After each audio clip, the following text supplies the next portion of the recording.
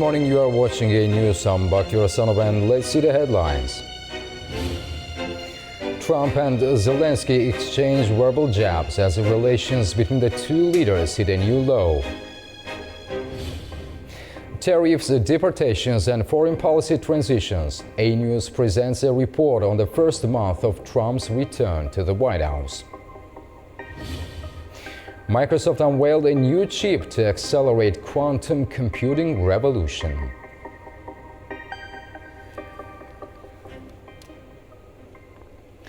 U.S. President Donald Trump is accusing Ukraine's President Volodymyr Zelensky of failing to engage in peace talks with Russia.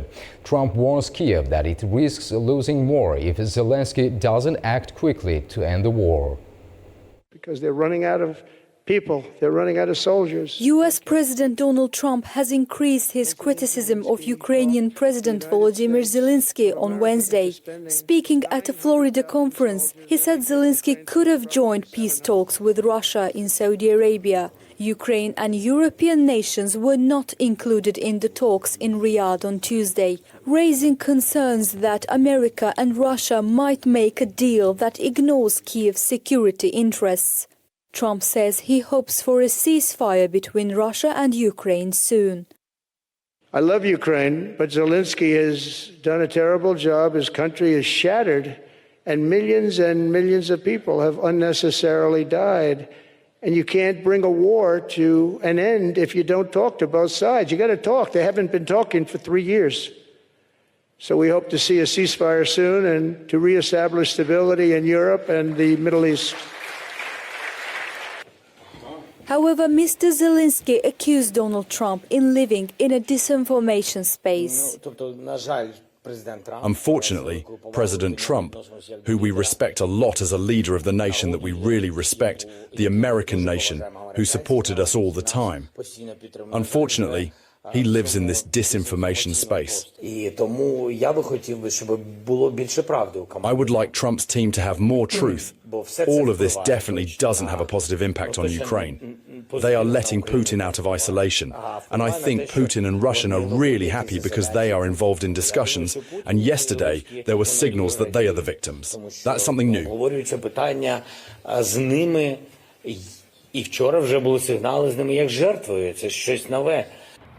Zelensky's 5-year term was supposed to end in 2024, but presidential and parliamentary elections cannot be held under martial law since Russia's invasion in February 2022. French President Emmanuel Macron and British Prime Minister Keir Starmer will visit Washington next week. The talks come as diplomatic efforts continue to end Russia's war in Ukraine. U.S. National Security Advisor Mike Waltz confirmed the upcoming meeting, saying the United States is engaging with all sides.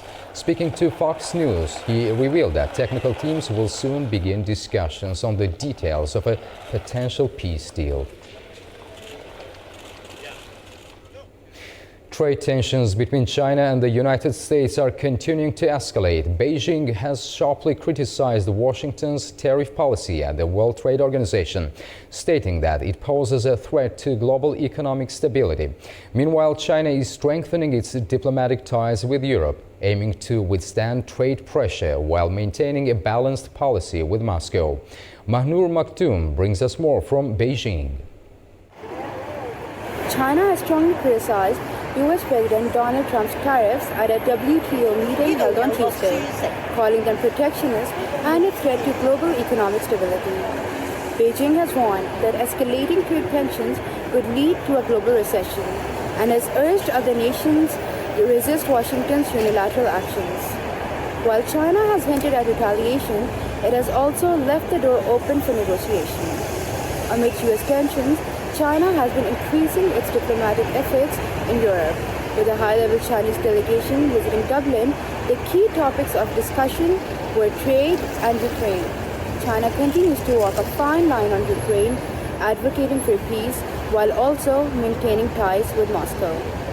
China's WTO criticism and its European outreach clearly reflect its strategy to counter U.S. trade pressure and an effort to secure alternative partnership, with positioning Europe as a key player in the evolving global economic landscape. Manu Maktoum, A News, Beijing, China. The U.S. government declares several Mexican drug cartels, such as Tren de Aragua and the Sinaloa cartel, as global terrorist organizations. The move aims to disrupt finances through sanctions, including asset freezes and travel bans on its members and associates. U.S. Secretary of State Marco Rubio says the groups pose a risk to U.S. national security, foreign policy, and economic interests. In Mexico, the decision was expected, but its impact remains unclear. Analysts say the designation could disrupt cartel finances, but enforcement details are still pending. The United States has made a sharp turn in both domestic and foreign policies in just 1 month of Donald Trump's second term in the White House. From mass deportations, tariffs, and federal layoffs to climate, Gaza, and Ukraine, the Trump administration brought major changes. I, Donald John Trump, do solemnly swear. US President Donald Trump, now in his first month back in office, has made waves with a series of bold and controversial moves, both on the international and domestic fronts. On the international stage, Trump has shaken up foreign relations. In the Middle East, his suggestion to take control of the Gaza Strip has sparked heated debate. The president proposed that the US would take responsibility for dismantling weapons and unexploded bombs, even suggesting Gaza could become the Riviera of the Middle East. The U.S. will take over the Gaza Strip, and we will do a job with it, too. We'll own it and be responsible for dismantling all of the dangerous unexploded bombs and other weapons on the site, level the site, and get rid of the destroyed buildings. Additionally, Trump proposed permanently displacing Palestinians from Gaza, stating that people there had no choice but to leave the area devastated by Israel's military assault.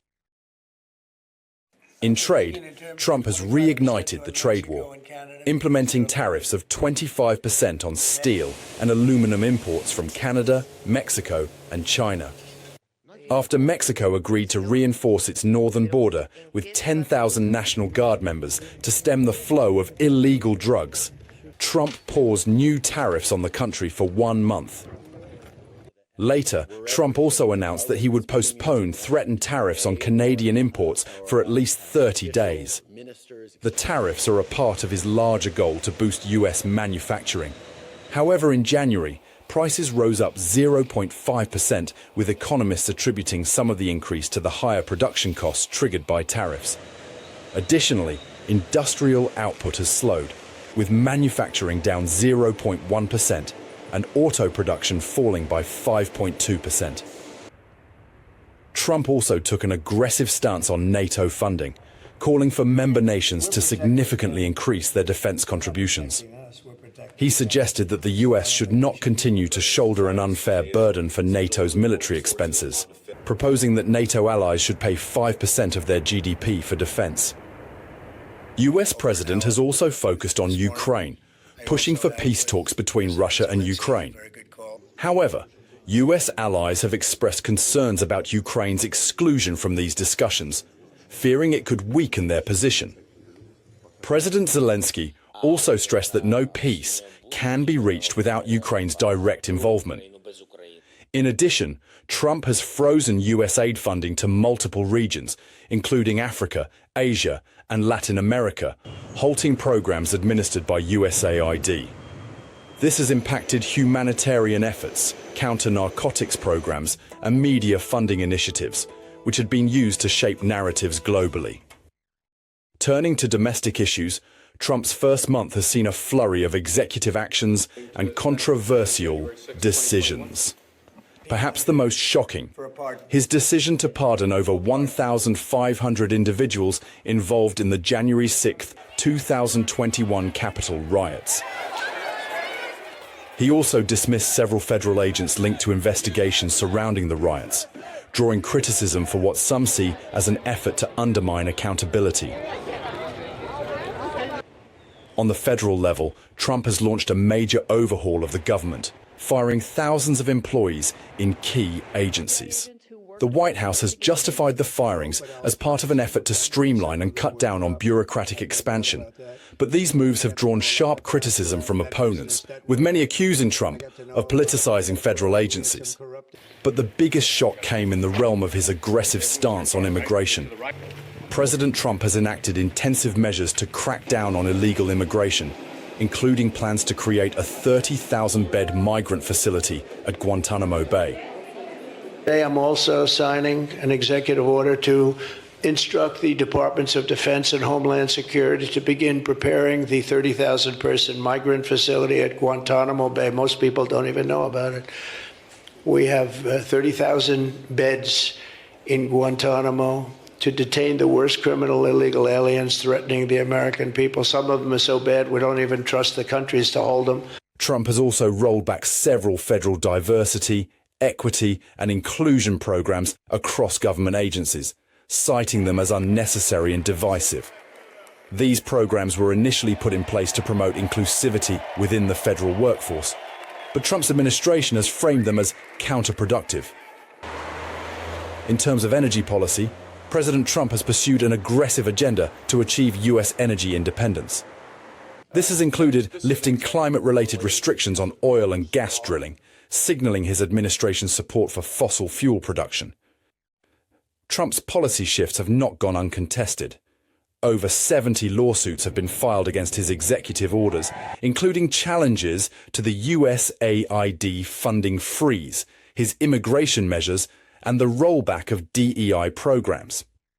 Critics, including several state governments and advocacy organizations, are challenging these moves in court. Furthermore, some members of Congress, including Republicans, have voiced resistance to Trump's tariffs and the dissolution of federal agencies, signaling that his policies may face additional hurdles moving forward. Greek Prime Minister Kyriakos Mitsotakis warns European leaders to wake up from geopolitical complacency. He made the comments after France hosted a meeting with some European leaders about the war in Ukraine. However, Greece was not invited to participate in the talks. Mitsotakis calls for urgent action to strengthen Europe's defense and reduce dependence on the United States. He welcomes the European Union's move toward greater defense spending flexibility. I've spoken many times about the need for Europe to wake up from the geopolitical and economic lethargy into which it has unfortunately fallen. Recent developments and this different view from the United States now oblige us to face the truth and move at a very high speed to implement long-discussed decisions. This includes establishing a defense policy that allows Europe to project deterrent power on its own without complete dependence on the United States. Europe's biggest defense company, BAE Systems, has announced plans to expand its operations in response to the rising demand for defense equipment and services. BAE Systems stated it could scale up operations to meet rising demand in Europe, but this would require governments to offer long-term guarantees of increased military spending. Shares in Europe's defense companies have rallied over the last week. It followed a summit in Munich where the US told Europe's political leaders they must raise military budgets. BAE Chief Executive Officer Charles Woodburn highlighted that shifts in European security could significantly boost defense spending, with high-level talks already underway with governments. Analysts estimate correcting NATO's 10 years of underspending to meet the 2% target would cost $834 billion. BAE reported $42.5 billion in orders last year, bringing its backlog to a record $98 billion, 3 times its annual sales. On Wednesday, Rheinmetall announced a $271 million deal with Germany's armed forces for logistical support during troop redeployments, further emphasizing Europe's focus on defense. Ugandan troops have entered the eastern Congolese city of Bunia to help the Congolese forces on Kinshasa's request. The Ugandan army says they deployed forces to assist the government troops in stopping deadly violence by armed groups. Isabel Nakiria reports from Kampala. The arrival of Ugandan troops in Bunia follows rising insecurity in Ituri province. Several militia groups have destabilized the eastern DRC, causing thousands of people to flee. The joint operation of the Ugandan army and the Congolese forces is aimed at restoring stability and ending insurgency in the wake of M23 capture of major towns in eastern DRC. Bunia is an important economic hub in Ituri province, and the joint military operation to secure urban centers is intended to boost security in eastern DRC. The deployment comes as Congolese forces are facing a challenge pushing the rebels back as rebels take over major towns after Bukavu and Goma. It's expected that security operations will intensify with Ugandan troops stationed in Bunia. Over 100 armed groups are fighting to control the mineral-rich nation, but the M23 have recently shown ability to make rapid gains. Kinshasa is demanding the Rwandan-backed M23 to withdraw their forces, but Rwanda has continually denied any involvement. Isabel Nakiria for A News in Kampala.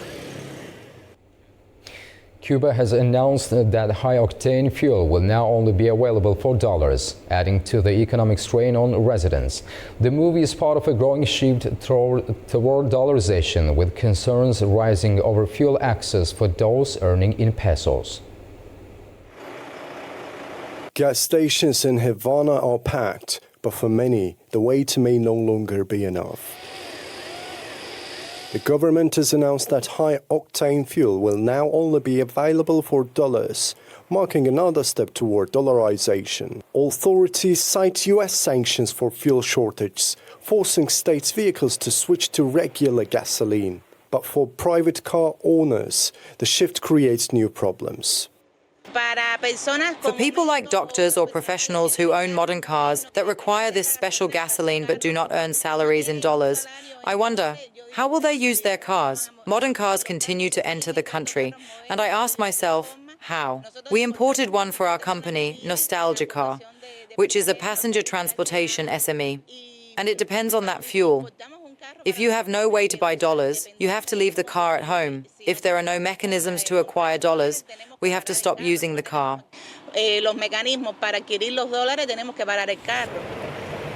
Traffic continues, but concerns are growing.